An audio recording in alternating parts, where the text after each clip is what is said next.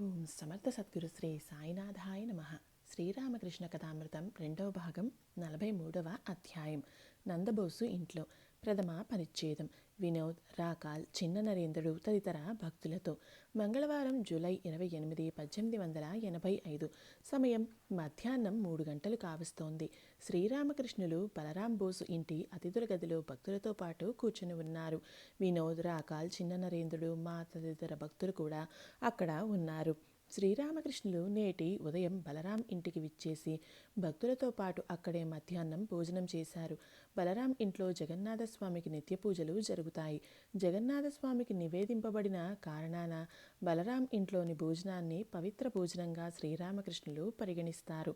నందబోస్ బాగ్బజార్లో వసిస్తున్న ఉన్నత కుటుంబానికి చెందిన వ్యక్తి.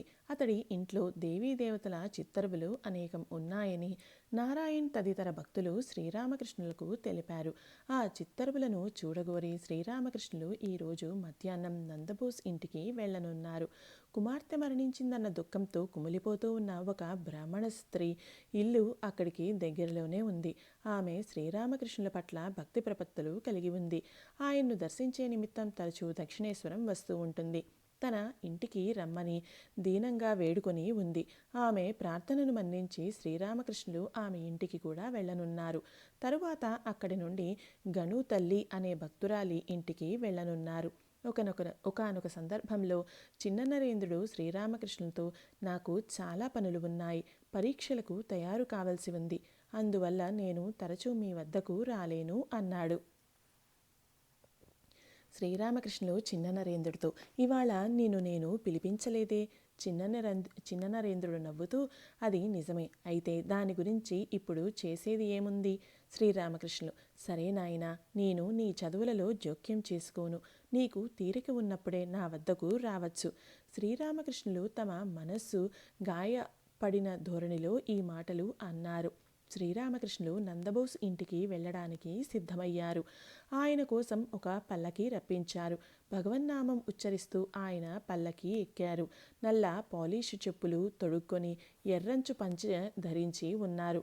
ఉత్తరీయం లేదు. ఆయన పల్లకీలో కూర్చున్నాక ఆయన చెప్పులను తీసి పక్కన పెట్టాడు. తాను కూడా పల్లకి వెంబడే నడవసాగాడు. ఇంతలో పరేశ్ కూడా వచ్చి వారిని కలుసుకున్నాడు. పల్లకి నందబోస్ ఇంటి ద్వారం దాటి విశాలమైన ఖాళీ స్థలం మీదుగా వెళ్ళి ఇంటి ముంగిట ఆగింది. ఇంటి యజమాని కుటుంబంతో సహా వచ్చి శ్రీరామకృష్ణులకు మొక్కాడు. శ్రీరామకృష్ణులు మాతో చెప్పులు అందించమని చెప్పి పల్లకీ నుండి దిగారు. పిదప అందరూ కలిసి మేడపైనున్న పెద్ద హాలులోకి వెళ్లారు. ఆ హాలులో 4 గోడలకు దేవీదేవతల చిత్రపటాలు వేలాడుతూ ఉన్నాయి. ఇంటి యజమాని నందబోసు, అతడి తమ్ముడు పశుపతి వచ్చి శ్రీరామకృష్ణులతో మాట్లాడసాగారు. ఇంతలో భక్తులు కూడా అక్కడకు వచ్చారు. వారితో పాటు గిరీశ్ సోదరుడు అతుల్ కూడా వచ్చాడు. ప్రసన్నుని తండ్రి నందబోసు ఇంటికి తరచూ వస్తూ ఉంటాడు. ఆయన కూడా అప్పుడు అక్కడే ఉన్నాడు. ప్రసన్నుడు శ్రీరామకృష్ణుల పట్ల భక్తి ప్రపత్తులు ఉన్నవాడు. ద్వితీయ పరిచ్ఛేదం. నందబోస్ ఇంట్లో చిత్రపటాలు. శ్రీరామకృష్ణులు చిత్రపటాలను చూడసాగారు. ఆయనతో పాటు భక్తులు కూడా చిత్రపటాలను చూస్తున్నారు. పశుపతి వారికి చిత్రపటాలను గురించి వివరిస్తూ ఉన్నాడు. మొదటి చిత్రపటం చతుర్భుజ విష్ణువుది. దాన్ని చూడగానే శ్రీరామకృష్ణులు భావపారవస్యంలో మునిగిపోయారు. నిలబడి ఉన్న వ్యక్తి అలాగే కూర్చుండిపోయి కాసేపు అదే స్థితిలో ఉండిపోయారు. రెండవ చిత్రపటంలో భక్తవత్సలుడైన శ్రీరామచంద్రుడు హనుమంతుని శిరస్సుపై చేయి వేసి ఆశీర్వదిస్తున్నాడు. హనుమంతుడి దృష్టి శ్రీరాముడి పాద పద్మాలపై నిలిచి ఉంది. శ్రీరామకృష్ణులు ఈ చిత్రపటాన్ని చాలాసేపు చూస్తూ ఉండిపోయారు.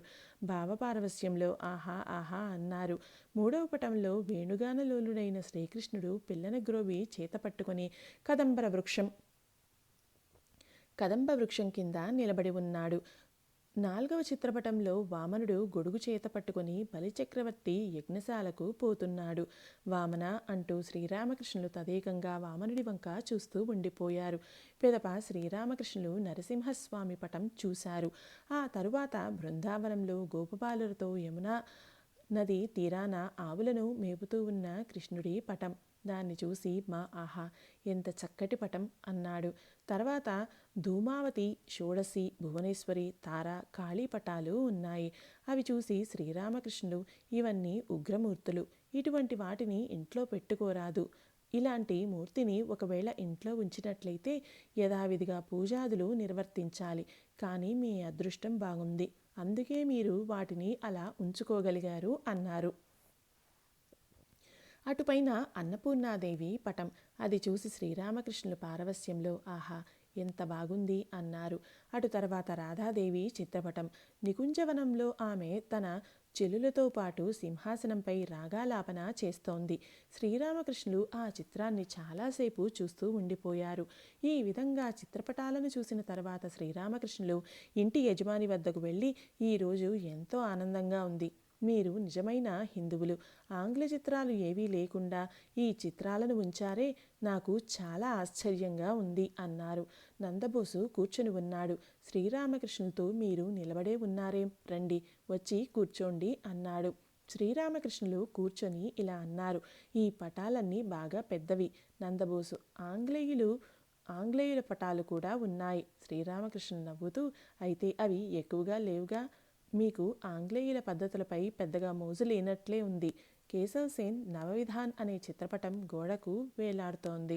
శ్రీరామకృష్ణుల గృహస్థ భక్తుడైన సురేష్ మిత్రా ఈ చిత్రాన్ని వేయించాడు. అందులో శ్రీరామకృష్ణుడు కేశవ్ సేన్కు భిన్న మతస్థులు భిన్న మార్గాలను అనుసరించే ఒకే గమ్యాన్ని చేరుకుంటారని చూపిస్తున్నారు. శ్రీరామకృష్ణులు, అదిగో సురేంద్రుడి పటం. ప్రసన్నుడి తండ్రి నవ్వుతూ, అందులో మీరు కూడా ఉన్నారు. శ్రీరామకృష్ణులు నవ్వుతూ, దానిలో అన్నీ ఉన్నాయి, అది ఆధునిక భావం. ఇలా పలుకుతూ శ్రీరామకృష్ణులు హఠాత్తుగా భావపరవశులై జగజ్జననితో సంభాషించసాగారు. కాసేపటి తర్వాత తాగుబోతు వలె నాకు స్పృహ తప్పలేదు అన్నారు. ఇంటివైపు దృష్టిని సారించి, ఇల్లు బాగా పెద్దదిగానే ఉంది, కానీ అందులో ఉన్నది ఏమిటి, ఇటుకలు, కొయ్య, మట్టే కదా అన్నారు. కొంతసేపైన తర్వాత దేవీదేవతల చిత్రపటాలన్నింటినీ చూశాక నాకు ఎంతో ఆనందంగా ఉంది అని పలికి ఇలా కొనసాగించారు. అయితే కాళీ, తార వంటి ఉగ్రమూర్తుల చిత్రాలు పెట్టుకోవడం మంచిది కాదు. అలా పెట్టుకున్నట్లయితే నిత్య పూజలు చేస్తూ ఉండాలి. పశుపతి నవ్వుతూ, తల్లి ఇలా ఎన్ని రోజులు నడిపిస్తే అన్ని రోజులు జరుగుతాయిలేండి.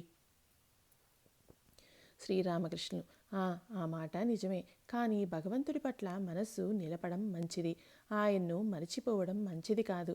నందబోసు, ఎక్కడిది, భగవంతుడి వైపు నా మనస్సు నిలిస్తే కదా. శ్రీరామకృష్ణులు, ఆయన కృపతో అది సాధ్యపడుతోంది. నందబోసు, కానీ ఆయన కృప కలగటం లేదే, ఆయనకు నిజంగానే తన కృపను ప్రసాదించే శక్తి ఉందా? సంపూర్ణ శరణాగతి, భగవంతుడే కర్త. శ్రీరామకృష్ణులు నవ్వుతూ, అర్థమైంది, నీది పండితుల భావం, ఎవరు ఎలా కర్మలు చేస్తే అలా ఫలం అనుభవిస్తారు అనేటటువంటి భావం. ఇలాంటి భావాలను వదిలివేయి, భగవంతుణ్ణి శరణుజొచ్చితే కర్మ క్షయమైపోతుంది. నేను పువ్వులు చేత పట్టుకుని అమ్మతో ఇలా అన్నాను, అమ్మా ఇదిగో నీ పాపం, అమ్మా ఇదిగో నీ పుణ్యం, రెండూ నువ్వే తీసుకో, నాకు ఏదీ వద్దు, నాకు కేవలం శుద్ధ భక్తిని మాత్రం ప్రసాదించు. అమ్మా ఇదిగో నీ మంచి, ఇదిగో నీ చెడు, రెండూ నువ్వే తీసుకో, నాకు మంచి చెడులు ఏవీ వద్దు, నాకు కేవలం శుద్ధ భక్తిని మాత్రం ప్రసాదించు. ఇదిగో నీ ధర్మం, ఇదిగో నీ అధర్మం, రెండూ నువ్వే తీసుకో, నాకు ధర్మాధర్మాలు ఏవీ వద్దు. అమ్మా ఇదిగో నీ జ్ఞానం, ఇదిగో నీ అజ్ఞానం, రెండూ నువ్వే తీసుకో, నాకు జ్ఞానాజ్ఞానాలు ఏవీ వద్దు, నాకు కేవలం శుద్ధ భక్తిని మాత్రమే ప్రసాదించు. అమ్మా ఇదిగో శుచి, ఇదిగో నీ అశుచి, రెండూ నువ్వే తీసుకో, నాకు కేవలం శుద్ధ భక్తిని మాత్రమే ప్రసాదించు. నందబోసు, భగవంతుడు శాసనాన్ని ఉల్లంఘించగలడా? శ్రీరామకృష్ణులు, అదేమిటి, నువ్వు అలా అడుగుతావేమిటి, ఆయన భగవంతుడు, ఆయనకు అంతా సాధ్యమే. శాసనాన్ని ఏర్పరిచినవాడు కావాలంటే దాన్ని మార్చనుగలడు. భోగలాలస, భగవంతుడు పక్షపాత, భగవంతుడు ఇచ్ఛామయుడు, కానీ నువ్వు అలా మాట్లాడవచ్చు. ఎందుకంటే నీకు భోగాలను అనుభవించాలన్న కోరిక ఉంది, అందుకే అలా మాట్లాడుతున్నావు. భోగాలను అనుభవింపనిదే చైతన్యం జాగృతం అవదని కొందరి అభిప్రాయం. కానీ అనుభవించడానికంటూ ఏముందని? కామిని కాంచనాల సుఖం అనేది ఇప్పుడు ఉంటుంది, మరుక్షణంలో కనుమరుగైపోతుంది. అది కేవలం క్షణభంగురం మాత్రమే. పైగా కామిని కాంచనాలలో ఏముంది? రేగుపండుల తోలు విత్తనం మాత్రమే. తింటే ఆమ్లచూల చేస్తుంది, లేకుంటే అది ఏదైనా తీపి వస్తువు లాంటిది. ఒకసారి మింగగానే ఇక ఏమీ మిగలదు. నందబోసు కాసేపు మౌనంగా ఉండిపోయాడు. తర్వాత ఇలా అన్నాడు. జనం అలాగే అంటారు అనుకోండి, కానీ భగవంతుడు పక్షపాతం ఉన్నవాడా? అంతా ఆయన కృప ద్వారానే జరుగుతున్నట్లయితే మరి ఆయన పక్షపాతి అవ్వవలసిందే కదా. శ్రీరామకృష్ణులు: కానీ స్వయంగా భగవంతుడే సర్వము అయ్యి ఉప్పారుతున్నాడు, జీవ జగత్తులుగా విరాజిల్లుతున్నాడు. పూర్ణజ్ఞానం సిద్ధించినప్పుడు ఆ బోధ కలుగుతుంది. భగవంతుడు మనస్సు, బుద్ధి, దేహం మొదలైన 24 తత్వాలుగా అయి ఉన్నాడు. మరి అలాంటప్పుడు ఆయన ఎవరి పట్ల పక్షపాతం వహించగలడు? నందబోసు: భగవంతుడు నానా రూపాలను ఎందుకు ధరించాడు? ఒకచోట జ్ఞానిగాను మరో చోట అజ్ఞానిగాను ఎందుకు ఉన్నాడు? శ్రీరామకృష్ణులు: అదంతా ఆయన ఇష్టం అతుల్. ఈ విషయం గురించి కేదార్ బాబు చాలా చక్కగా చెప్పాడు. భగవంతుడు లోకాన్ని ఎందుకు సృష్టించాడని ఎవరో అడగ్గా అందుకు అతడు ఏ సమావేశంలోనైతే భగవంతుడు సృష్టి చేయాలని యోచన చేశాడో ఆ సమావేశానికి నేను హాజరు కాలేదు అన్నాడు. అందరూ నవ్వారు. శ్రీరామకృష్ణులు: అదంతా ఆయన ఇష్టం. ఇలా పలికి శ్రీరామకృష్ణులు పాట పాడారు. పాట పాడి శ్రీరామకృష్ణులు సంభాషణను కొనసాగించారు. ఆమె ఆనందమయి సృష్టి స్థితి లయాలనే లీలలను నిర్వహిస్తోంది. జీవులు అసంఖ్యాకం. వారిలో ఏ ఒక్కరో లేక ఇద్దరు మాత్రమే ముక్తులు అవుతున్నారు. ఆమె ఎంతగానో సంబరపడిపోతోంది. అమ్మా, అది చూసి నువ్వు చప్పట్లు చరుస్తూ నవ్వుతావు. కొందరు సంసారంలో బద్దులవుతున్నారు, మరికొందరు ముక్తులవుతున్నారు. నేనును అన్వేషించు, అపరిపక్వమైన నేనును త్యజించు. నందబోసు: పిల్లికి చెలగాటం, ఎలుకకు ప్రాణ సంకటం. ఇదంతా ఆమె ఇష్టం, కానీ ఇందులో మా ప్రాణాలే పోతున్నాయి. శ్రీరామకృష్ణులు: కానీ నువ్వు ఎవరివి? ఆమె సర్వము అయి ఉంది. ఆమెను తెలుసుకోనంతవరకే నేను నేను అంటూ ఉంటావు. అందరూ భగవంతుణ్ణి సాక్షాత్కరించుకుంటారు, అందరూ ఉద్ధరింపబడతారు. కొందరికి పెందలకడనే భోజనం లభిస్తుంది, కొందరికి మధ్యాహ్న సమయంలో, మరికొందరికి సాయంకాలాన లభిస్తుంది. కానీ ఎవరూ పస్తు ఉండరు. అందరూ తమ నిజస్వరూపాన్ని తెలుసుకుంటారు. పశుపతి: అవునండి, భగవంతుడే సమస్తము అయి ఉన్నాడని అనిపిస్తోంది. శ్రీరామకృష్ణులు: నేను ఎవరిని అంటూ ఈ నేనును అన్వేషించు. నేను అనేది ఎముకలా, లేక మాంసమా, లేక రక్తమా, లేక ప్రేవులా? నేనును వెతుకుతూ పోయినప్పుడు నువ్వును కనుగొంటావు. అంటే లోపల భగవంతుడి శక్తి కంటే వేరుగా మరేమీ లేదు. ఉన్నది నేను కాదు, ఆయనే. పశుపతితో: సిరి సంపదలు ఉన్నప్పటికీ నీకు మిడిసిపాటు లేదు. ఈ నేనును పూర్తిగా త్యజింపలేము. ఈ నేను అనేది వదిలేదు కాదు కాబట్టి ఆ వెధవను భగవంతుడి దాసుడిగా పడి ఉండనివ్వు. అందరూ నవ్వారు. నేను భగవంతుడి భక్తుడను, భగవంతుడి బిడ్డను, భగవంతుడి దాసుడను అనేటటువంటి అహం మంచిది. కామినీ కాంచనాలలో అనురక్తమై ఉన్న నేను అపరిపక్వమైన నేను. అలాంటి నేనును పరిత్యజించాలి. అహంకారం గురించి ఈ అద్భుత వ్యాఖ్యానం విని ఇంటి యజమానితో సహా అక్కడ ఉన్న వారందరూ నిశ్చేష్టులైపోయారు.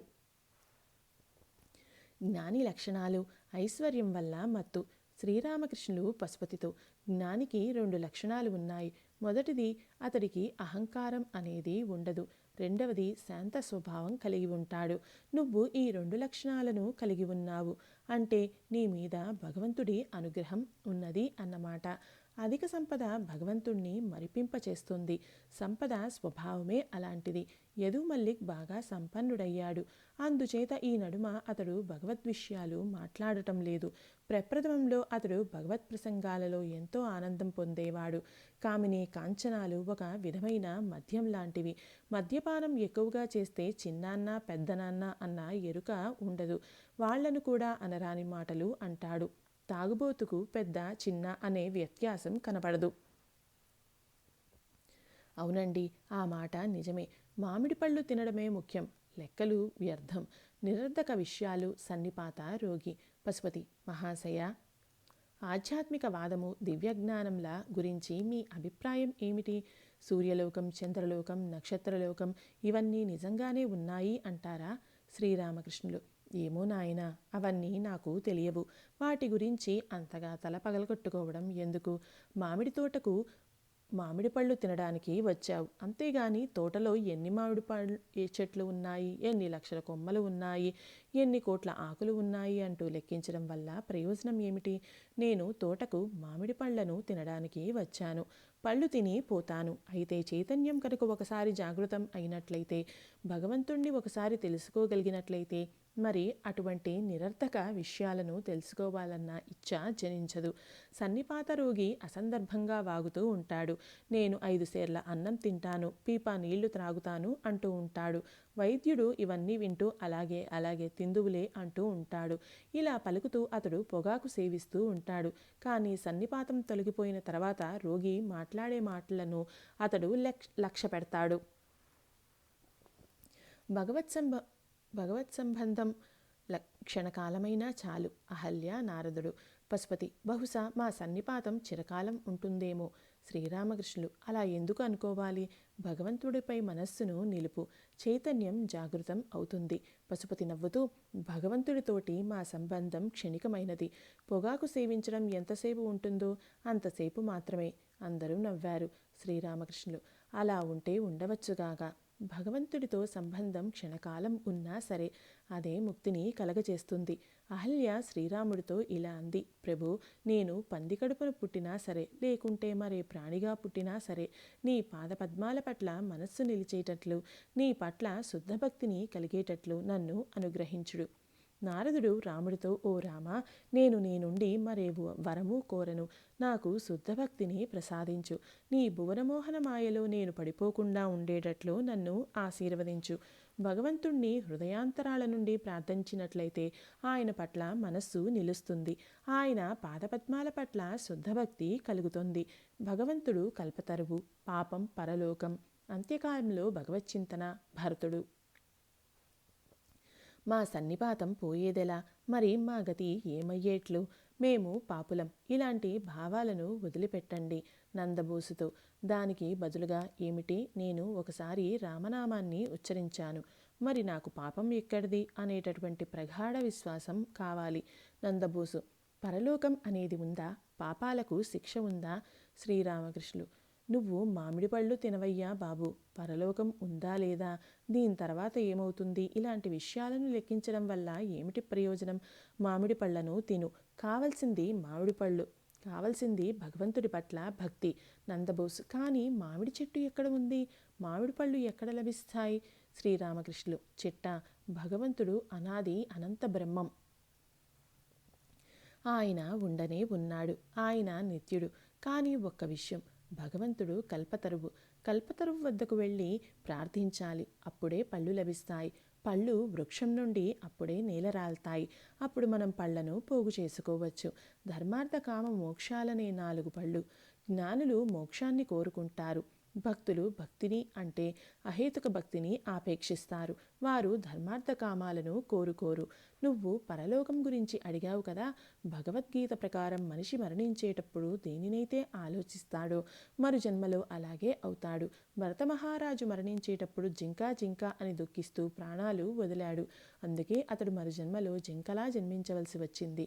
కాబట్టి జపం, ధ్యానం, పూజ మొదలైనవి రాత్రింబవళ్ళు అభ్యసించాలి. అప్పుడే ఈ అభ్యాస బలంతో మరణకాలంలో భగవచ్చింతన సాధ్యపడుతుంది.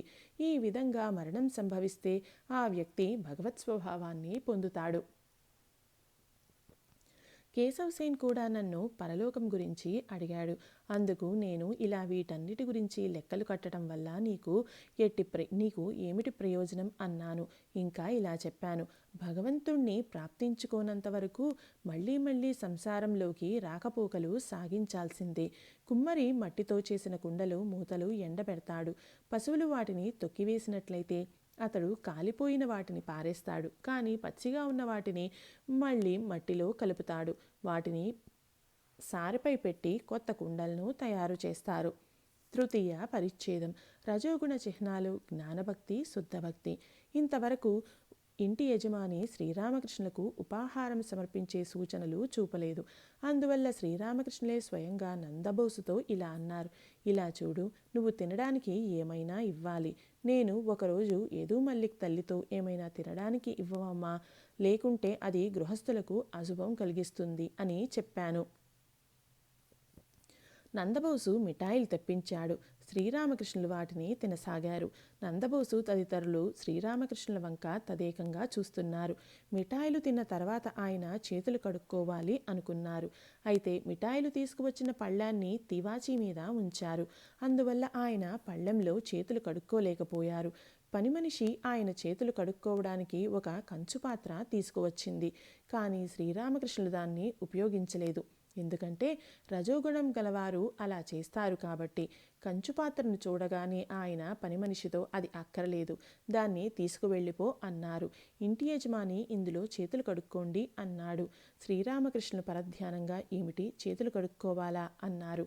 తరువాత ఆయన దక్షిణపు వసారాలోకి వెళ్ళారు. చేతులు కడుక్కోవడానికి మాను నీళ్లు పోయమన్నారు. మా ఒక చెంబుతో నీళ్లు పోశాడు. చేతులు కడుక్కొని ఆయన తువ్వాలతో తుడుచుకున్నారు. గదికి తిరిగి వచ్చాక ఒక పళ్ళెంలో తాంబూలాలు తెచ్చి ఆయనకు ఇచ్చారు. కానీ ఆ పళ్ళెం నుండి ముందుగానే కొందరు అతిథులు తాంబూలాలను తీసుకున్నందున ఆయన వాటిని స్వీకరించలేకపోయారు. నందబోసు శ్రీరామకృష్ణులతో, మిమ్మల్ని ఒక మాట అడగాలి. శ్రీరామకృష్ణులు నవ్వుతూ, ఏమిటది? నందబోసు, మీరు తాంబూలం స్వీకరించలేదు ఎందుకని? అంతా బాగానే ఉంది, కానీ అదొక్కటే లోపంగా కానవస్తోంది. శ్రీరామకృష్ణులు, ఇష్టదేవతకు సమర్పించి స్వీకరించడం నా అలవాటు. నందబోసు, మీరు దాన్ని ఎలా తీసుకున్నా చివరకు ఇష్టదేవతకు చేరేదే కదా. శ్రీరామకృష్ణులు, జ్ఞానమార్గం అని ఒకటి ఉంది, భక్తి మార్గం అని మరొకటి ఉంది.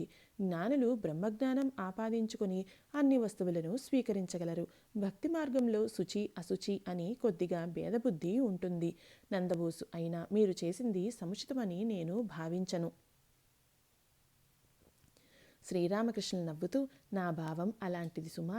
అయితే నువ్వు చెప్పేది కూడా నిజమే. శాస్త్రాలలో అది కూడా చెప్పబడింది.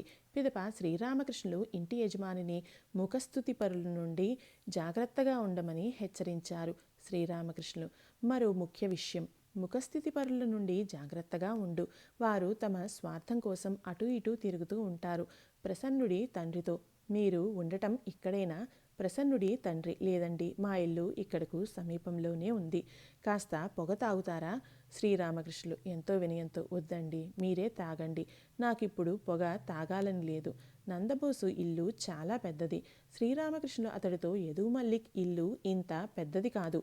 అదే సంగతి ఆనాడు నేను అతడితో చెప్పాను అన్నారు. నందబోసు, ఆయన జోరాసాంఖోలో కొత్త ఇల్లు ఒకటి కట్టించాడండి. శ్రీరామకృష్ణులు నందబోసును ఉత్సాహపరుస్తూ ఇలా అంటున్నారు. శ్రీరామకృష్ణులు నందబోసుతో, నువ్వు సంసారంలో ఉంటూనే భగవంతునిపై మనస్సును లగ్నం చేశావు. ఇదేమైనా సామాన్య విషయమా? సంసారం త్యజించిన వాడు భగవంతుణ్ణి ఎలాగైనా సరే ప్రార్థించి తీరుతాడు. అందులో ఘనత ఏముంది? సంసారంలో ఉంటూనే భగవంతుణ్ణి ప్రార్థించేవాడు నిజంగానే ధన్యుడు సుమా. అలాంటి వ్యక్తి 20 మణుగుల బరువు ఉన్న రాయిని తొలగించాక వస్తువును ముందే పొందే వ్యక్తి లాంటివాడు. ఏదో ఒక భావాన్ని ఆశ్రయించి భగవంతుణ్ణి ప్రార్థించాలి. హనుమంతుడిది జ్ఞానభక్తి, నారదుడిది శుద్ధభక్తి. శ్రీరాముడు హనుమంతుడితో, హనుమ, నువ్వు నన్ను ఏ భావంతో ఆరాధిస్తావు అని అడిగాడు. అందుకు హనుమంతుడు ఇలా సమాధానం ఇచ్చాడు. ఒక్కోసారి నిన్ను పూర్ణుడిగాను, నన్ను అంశగాను గాంచుతాను. ఒక్కోసారి నిన్ను ప్రభువుగాను, నన్ను దాసుడిగాను చూస్తాను. కానీ ఓ రామా, తత్వజ్ఞానం కలిగినప్పుడు మాత్రం నువ్వే నేను, నేనే నువ్వుగా గాంచుతాను. శ్రీరాముడు నారదుణ్ణి ఏదైనా వరం కోరుకోమన్నాడు. అందుకు నారదుడు, ఓ రామా, నీ పాదపద్మాల పట్ల శుద్ధభక్తి కలిగేలాగా, నీ భువనమోహన మాయలో సమ్మోహితుడను అవ్వకుండేలా నాకు వరం ప్రసాదించు అన్నాడు. శ్రీరామకృష్ణులు బయలుదేరనున్నారు. నందబోసుతో ఇలా అన్నారు.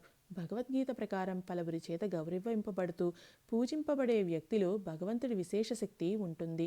నీలో భగవంతుడి శక్తి ఉంది. నందబోసు: శక్తి మానవులందరిలోనూ సమానంగా ఉంది. శ్రీరామకృష్ణులు తీక్షణంగా: మీతో వచ్చిన చిక్కే ఇది. అందరికీ శక్తి సమానంగా ఉంటుందా ఏమిటి? విభువు రూపంలో భగవంతుడు సర్వభూతాలలో ఒక్కటిగానే విరాజిల్లుతున్నాడన్నది నిజమే. కానీ ఆయన శక్తి అభివ్యక్తీకరణలో తారతమ్యాలు ఉన్నాయి. విద్యాసాగర్ కూడా నాతో ఇదే మాట అన్నాడు.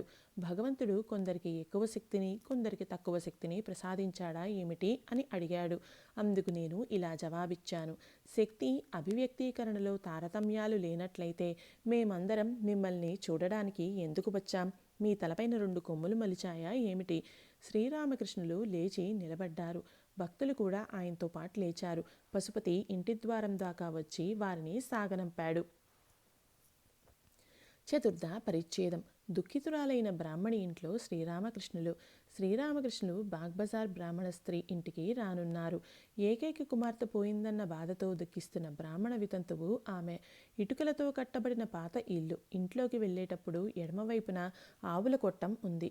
భక్తులు మేడ మీద కూర్చోవడానికి అనువుగా ఏర్పాట్లు చేశారు. పలువురు మేడపైన బారులు తీరి నిలబడ్డారు. మరికొందరు కూర్చొని ఉన్నారు. శ్రీరామకృష్ణ దర్శనానికై వారందరూ ఆతురతతో ఎదురు చూస్తూ ఉన్నారు. బ్రాహ్మణికి ఒక చెల్లెలు ఉంది. అక్కా చెల్లెళ్ళిద్దరూ వితంతువులే. ఇదే ఇంట్లో వారి అన్నదమ్ములు కూడా తమ కుటుంబాలతో నివసిస్తూ ఉన్నారు. రోజంతా బ్రాహ్మణి శ్రీరామకృష్ణులకు స్వాగతం పలకటానికి, ఆయనకు ఎలాంటి ఇబ్బంది కలగకుండా సముచిత మర్యాదలు చేయడానికి ఏర్పాట్లు చేయడంలో తలమునకలై ఉంది. శ్రీరామకృష్ణులు నందబోసు ఇంట్లో ఉన్నంతసేపు ఆయన తన ఇంటికి ఎప్పుడు విచ్చేస్తారన్న ఆతృతతో ఆమె మాటిమాటికి బయటకు వచ్చి చూసింది. నందబోసు ఇంటి నుండి ఆమె ఇంటికి వస్తానని శ్రీరామకృష్ణులు ఆమెకు మాట ఇచ్చారు. అయితే ఆలస్యం అయిపోయింది కదా, మరి ఆయన రారేమో అన్న తలంపుతో బ్రాహ్మణి కలత చెంది తానే స్వయంగా అక్కడకు వెళ్ళింది. ఇంతలో శ్రీరామకృష్ణులు ఇంట్లోకి వచ్చారు. భక్తులు ఆయన్ను మేడ మీదకు తోడ్కొని వెళ్ళి అక్కడ పరిచిన తివాచీపై ఆసీనులను చేశారు. మా నారాయణ్, యోగిన్, దేవేంద్ర తదితరులు ఒక చాప మీద కూర్చున్నారు. కాసేపటి తర్వాత చిన్న నరేంద్రుడు, మరికొందరు భక్తులు వచ్చారు. బ్రాహ్మణి చెల్లెలు మేడపైకి వచ్చి శ్రీరామకృష్ణులకు ప్రణమిల్లింది. ఆయనతో వినమ్రంగా ఇలా అంది: మీరు ఇంకా రాకపోవడంతో కారణం తెలుసుకోవడానికి అక్కయ్య ఇప్పుడే నందబోసు గారి ఇంటికి వెళ్ళింది. కాసేపట్లోనే తిరిగి వస్తుంది. ఇంట్లో కింద వాకిట్లో ఏదో అలికిడి కాగా ఆమె అదిగో అక్కయ్య వచ్చేసింది అంటూ కిందకు వెళ్ళింది. కానీ వచ్చింది ఆమె కాదు. శ్రీరామకృష్ణులు దరహాసవదనులై భక్తుల నడుమ కూర్చొని ఉన్నారు. మా దేవేంద్రతో ఆహా ఎంత అద్భుత దృశ్యం! పిల్లలు, పెద్దలు, స్త్రీలు, పురుషులు అందరూ బారులు తీరి నిలబడి ఉన్నారు. వారు శ్రీరామకృష్ణుల దర్శనానికై ఉవ్విళ్ళూరుతున్నారు. ఆయన ఉపదేశ అమృతాన్ని గ్రోలాలని ఆతృత పడుతున్నారు.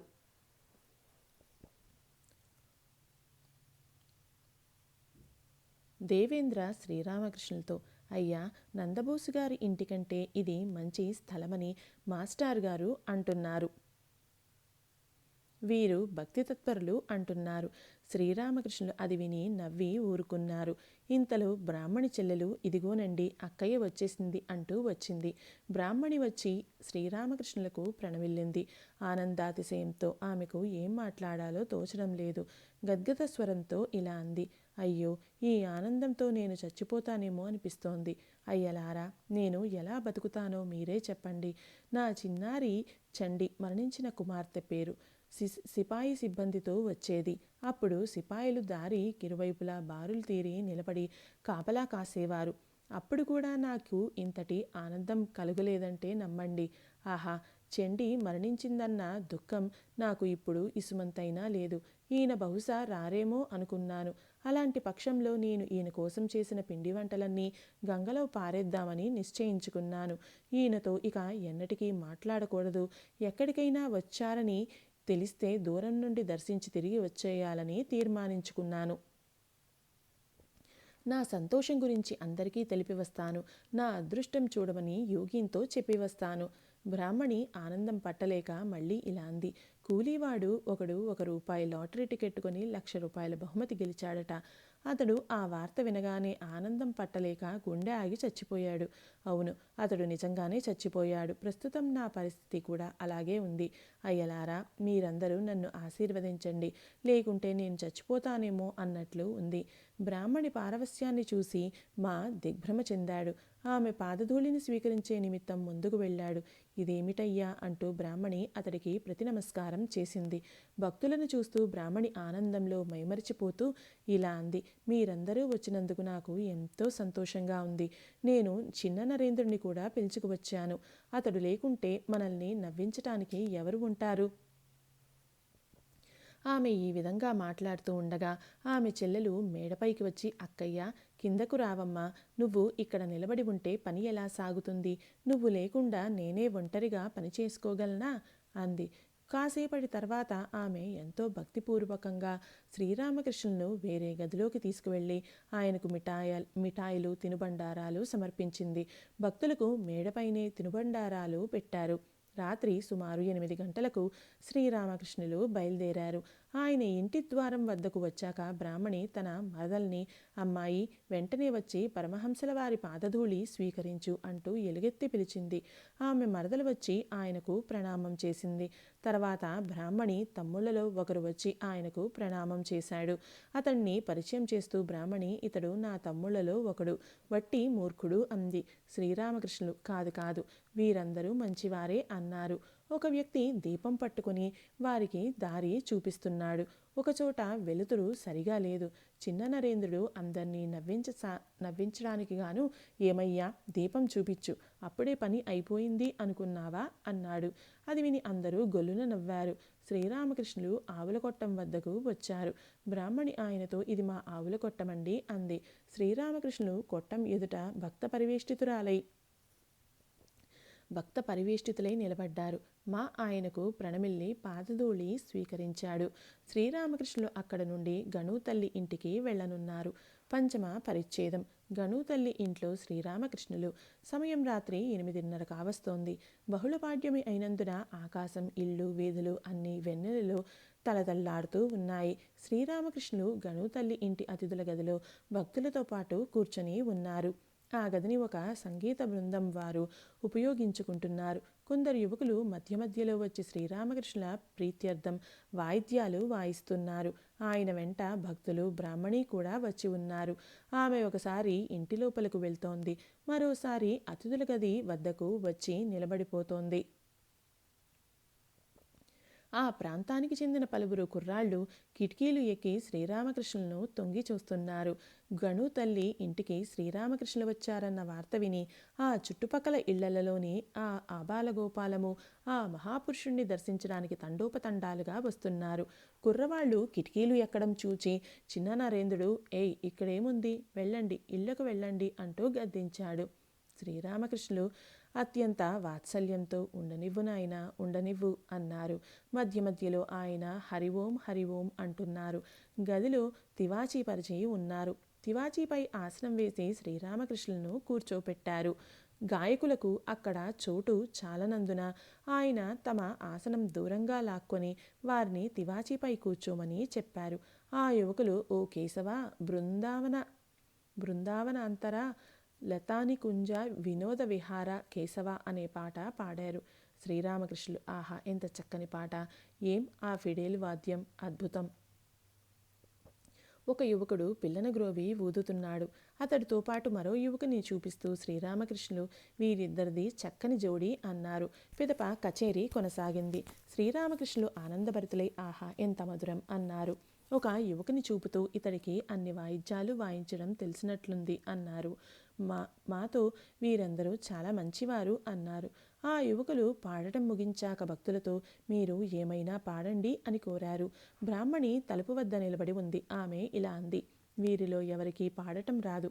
కేవలం మహిమాబాబుకు మాత్రం తెలిసి ఉండవచ్చు, కానీ ఈయన ముందు పాడరు. ఒక యువకుడు, ఎందుకు, నేను మా నాన్నగారి ముందు పాడతానే. చిన్న నరేంద్రుడు బిగ్గరగా నవ్వుతూ, ఈయన ఇంకా అంత ముందుకు పోలేదులే, అందరూ నవ్వసాగారు. కాసేపటి తర్వాత బ్రాహ్మణి శ్రీరామకృష్ణులను మీరు లోపలికి రండి అంది. ఆయన ఎందుకు అని ప్రశ్నించారు. బ్రాహ్మణి ఉపాహారం లోపల ఏర్పాటు చేశారు, రండి. శ్రీరామకృష్ణులు ఇక్కడే తీసుకురావచ్చు కదా. బ్రాహ్మణి గణు తల్లి మిమ్మల్ని లోపలకు వచ్చి ఇంటిని పావనం చేయమని ప్రార్థిస్తోంది. మీ పవిత్ర పాదధూళితో ఇల్లు కాశీక్షేత్రమైపోతుంది. అప్పుడు ఇంట్లో మరణించిన ఎలాంటి చింత ఉండదు అంటోంది.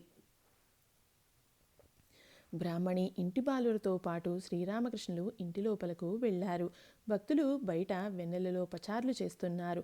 మా వినోద్లు ఇంటికి దక్షిణంగా ఉన్న బాటపై పచార్లు చేస్తున్నారు. పరమహంసల వారి జీవితంలోని వివిధ సంఘటనలను వారు నెమరవేసుకుంటూ ఉన్నారు. షష్ఠ పరిచ్ఛేదం. యేసుక్రీస్తు, చైతన్యులు, శ్రీరామకృష్ణులు ముగ్గురు ఒక్కటే. శ్రీరామకృష్ణులు బలరాం బోసు ఇంటికి తిరిగి వచ్చారు. అతిథుల గదికి పడమరగా ఉన్న చిన్న గదిలో విశ్రాంతి తీసుకుంటున్నారు. గణు తల్లి ఇంటి నుండి తిరిగి వచ్చేసరికి చాలా ఆలస్యమైంది. సమయం 11:15 అవుతోంది. శ్రీరామకృష్ణులు యోగిన్తో నా కాళ్ళు కాస్త మృదువుగా ఒత్తున్నాయనా అన్నారు. మా దగ్గరగా కూర్చొని ఉన్నారు. యోగిన్ కాళ్ళు పడుతుండగా ఉన్నట్టుండి శ్రీరామకృష్ణులు నాకు ఆకలి వేస్తోంది, కొద్దిగా రవ్వ పాయసం తింటాను అన్నారు. బ్రాహ్మణి కూడా బలరాం ఇంటికి భక్తులతో పాటు వచ్చి ఉంది. ఆమె తమ్ముడు బాగా తబలా వాయిస్తాడు. శ్రీరామకృష్ణులు ఆమెను చూడగానే ఈసారి నరేంద్రుడు లేక మరెవరైనా గాయకుడు వచ్చినప్పుడు ఈమె తమ్ముడిని పిలవనంపితే సరిపోతుంది అన్నారు. తర్వాత ఆయన కొద్దిగా రవ్వ పాయసం సేవించారు. యోగిన్ తదితర భక్తులు క్రమంగా వెళ్ళిపోయారు. మా శ్రీరామకృష్ణుల పాదాలను సుతిమెత్తగా ఒత్తుతున్నాడు. బ్రాహ్మణి ఆమె బంధువర్గాన్ని ప్రస్తావిస్తూ శ్రీరామకృష్ణులు ఆహా వాళ్ళు ఎంతగా సంతోషపడ్డారు అన్నారు. మా ఏం వింత, యేసు ప్రభువు కాలంలో కూడా ఇలాంటి ఘటనే జరిగింది. మార్తా, మేరీ అనే 2 సోదరీమణులు యేసు ప్రభువు భక్తురాళ్లుగా ఉండేవారు. శ్రీరామకృష్ణులు ఆతృతతో ఏమిటా కదా. మా యేసుక్రీస్తు భక్తులను వెంట పెట్టుకుని ఇదే విధంగా భక్తురాలి ఇంటికి వెళ్లారు. వారిలో ఒక సోదరి ఆయన్ను చూడగానే భావోల్లాసంతో నిండిపోయింది. ఆ సన్నివేశం గౌరాంగుని గురించిన ఈ పాటను జ్ఞప్తికి తెస్తోంది. ఇంకొక సోదరి ఒంటరిగా యేసు ప్రభువు కోసం తినుబండారాలు తయారు చేస్తోంది. ఆమె యేసు ప్రభువు వద్దకు వచ్చి ఇలా ఫిర్యాదు చేసింది. ప్రభు, ఇది ఎంత అన్యాయమో చూడండి. నేను ఇక్కడ ఒక్కదాన్ని అన్నీ చేసుకుంటూ ఉన్నాను. అక్కేమో ఇక్కడ మీతో కూర్చుని ఉంది. అప్పుడు యేసు ప్రభువు ఇలా అన్నాడు, మీ అక్క నిజంగానే ధన్యురాలమ్మా. మానవ జీవిత ఉద్దేశమైన భగవత్ ప్రేమను ఆమె సంపాదించింది. శ్రీరామకృష్ణుడు అది సరే, ఇదంతా చూస్తే నీకు ఏమనిపిస్తోంది? మా యేసుక్రీస్తు, చైతన్యులు తమరు ఒక్కటేనని తోస్తోంది. శ్రీరామకృష్ణులు అవునవును, ఒక్కటే, నిజంగా ఒక్కటే. భగవంతుడు ఒక్కటే. చూస్తున్నావు కదా ఇందులో ఏ విధంగా విరాజిల్లుతున్నాడో. ఇలా పలుకుతూ శ్రీరామకృష్ణులు తమ శరీరాన్ని వేలితో చూపించారు. భగవంతుడే ఈ రూపంలో అవతరించాడు అన్నట్లుగా. మీరు ఆ రోజు అవతారతత్వాన్ని విపులంగా వర్ణించారు. శ్రీరామకృష్ణులు ఏం చెప్పాను? దిగంతాల వరకు వ్యాపించి ఉన్న విశాల మైదానాన్ని ఊహించుకోమన్నారు. కానీ ఎదురుగా ఒక గోడ ఉన్నందున మైదానాన్ని చూడలేకపోతున్నాం. గోడలో గుండ్రని రంధ్రం ఒకటి ఉంది. ఆ రంధ్రం గుండా అనంత మైదానాన్ని కొంత చూడవచ్చు. శ్రీరామకృష్ణులు ఆ రంధ్రం ఏమిటో చెప్పు. మీరే ఆ రంధ్రం. మీ ద్వారా సర్వము దర్శించవచ్చు. దిగంతాలకు వ్యాపించిన ఆ మైదానాన్ని చూడవచ్చు. ఈ మాటతో శ్రీరామకృష్ణులు అమితంగా సంతుష్టులయ్యారు. మా వీపు తడుతూ నువ్వు దాన్ని బాగా అర్థం చేసుకున్నావు. మంచిది, చాలా మంచిది అన్నారు. దాన్ని అర్థం చేసుకోవడం చాలా కష్టం. పూర్ణ బ్రహ్మం ఒక మానవ దేహంలో ఎలా ఇముడుతుంది? దీన్ని అర్థం చేసుకోవడం చాలా కష్టం. శ్రీరామకృష్ణులు ఈ విషయంగా ఒక పాట పాడారు. మీరు యేసుక్రీస్తు విషయం కూడా చెప్పారు. శ్రీరామకృష్ణులు ఏం చెప్పాను? యదు మల్లిక్ తోటలో యేసు ప్రభు పటాన్ని చూసి మీరు భావసమాధి నిమగ్నులు అయ్యారు. అప్పుడు యేసు ప్రభు పటం నుండి దిగివచ్చి మీలో లీనమైపోవడం మీరు చూశారు. శ్రీరామకృష్ణులు కాసేపు మౌనంగా ఉండిపోయి మళ్ళీ ఇలా అన్నారు. గొంతులో వ్యాధి రావడానికి అర్థం ఉంది. లేకుంటే నేను వెళ్ళిన చోటల్లా పాడి నాట్యం చేసి అందరి ముందు తేలిక అయిపోయేవాడిని. తర్వాత ఆయన ద్విజుడు గురించి మాట్లాడసాగారు. శ్రీరామకృష్ణులు, ద్విజుడు రాలేదేం మా, నేను రమ్మనే చెప్పానండి. అతడు వస్తాను అని చెప్పాడు. మరి ఎందుకు రాలేదో తెలియడం లేదు. శ్రీరామకృష్ణులు, అతడికి నేనంటే అనురాగం. అది సరే, అతడు ఇక్కడికి అంటే ఆంతరంగిక శిష్యవర్గంలోకి చెందినవాడే కదా, ఏమంటావు మా? అవునండి, అలాగే అయి ఉండాలి, లేకుంటే అతడికి ఇంతటి అనురాగం ఎలా కలుగుతుంది? శ్రీరామకృష్ణులు దోమతెర లోపల పడుకున్నారు. మా దోమతెర లోపల కూర్చొని విసనకర్రతో వీస్తున్నాడు. శ్రీరామకృష్ణులు అతడి వైపుకు తిరిగి భగవంతుడు మానవ రూపంలో అవతరించి వనర్చే లీలలను గురించి చెబుతున్నారు. పిదప మా యొక్క ఆధ్యాత్మిక మార్గం ఏమిటో అతడికి చెప్పారు. శ్రీరామకృష్ణులు, నీ మార్గం అదే. మొదట్లో నాకు కూడా భగవద్రూప దర్శనాలు అయ్యేవి కావు. చూస్తున్నావు కదా, ఇప్పుడు మళ్ళీ రూపదర్శనాలు తగ్గిపోతూ ఉన్నాయి. మా లీలలన్నిటిలోకి నాకు నరలీల బాగా నచ్చుతుంది. శ్రీరామకృష్ణులు, ఆ భావం ఉంటే చాలు. పైగా నన్ను చూస్తున్నావు కదా, భగవంతుడు తమ రూపంలో అవతరించి నరలీల చూపుతున్నారని శ్రీరామకృష్ణులు సూచిస్తున్నారా? ఇది 43వ అధ్యాయం సంపూర్ణం. ఓం సమర్థ సద్గురు శ్రీ సాయినాథాయ నమః.